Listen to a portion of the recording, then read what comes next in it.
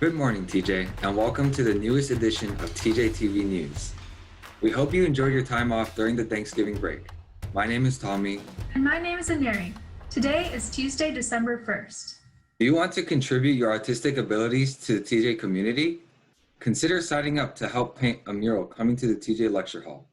This project will require dedication, so be prepared to take time out of your week to attend meetings and paint the mural. More details can be found within this form, so check it out. On December 4th, from 6 to 8 p.m., SG will be hosting a game night. The events will be Codenames, Scattered Boys, and Pictionary. The students with the 5 highest scores will receive $10 Amazon gift cards. For more information, visit the TJ SGA Facebook page. Do you like to write or draw? Threshold wants to publish your creative work. Threshold accepts student submissions of poetry, prose, art, photography, and music composition at tinyurl.com/thresholdlitmag before January 10th. November is National Sleep Comfort Month, and yet sleep comfort is considered one of TJ students' greatest kryptonites. To investigate this matter, we asked TJ students how they manage their sleep schedule while carrying a heavy workload in virtual school. Last month was National Sleep Comfort Month, and with 66.3% of 208 students saying that their sleep schedule hasn't improved from last year, sleep seems to be a major issue for the average TJ student.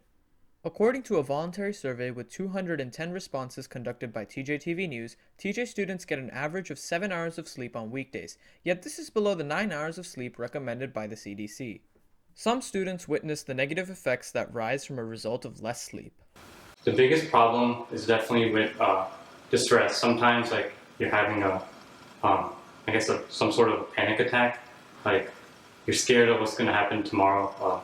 I guess it's tough to get to sleep quickly. How often does this panic attack occur? It usually depends. Maybe before a big test, or maybe before a big project. You have this immediate stress to your head, and it's difficult to get to sleep. Then there are other students juggling extracurriculars, sleep, and a heavy workload.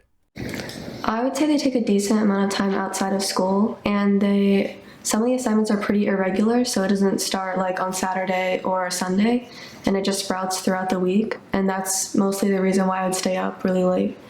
Apart from extracurriculars, many students attribute their low sleep levels to workload and time management. These are huge factors for me, especially last year during freshman year.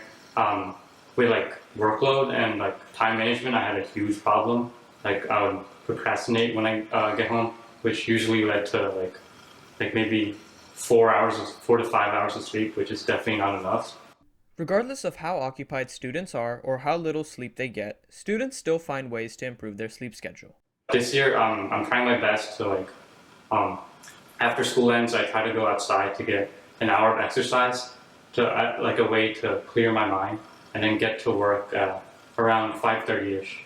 When I go to sleep at 2:30 regularly, it kind of messes with my focus during the school day, so I try to go to sleep around midnight, and just trying to go to sleep earlier than midnight really helps with my sleep schedule, because sometimes if I sleep really late, at 2:30, I'll take naps after school, and then I can't go to sleep till really late at night, and it just impacts the whole schedule.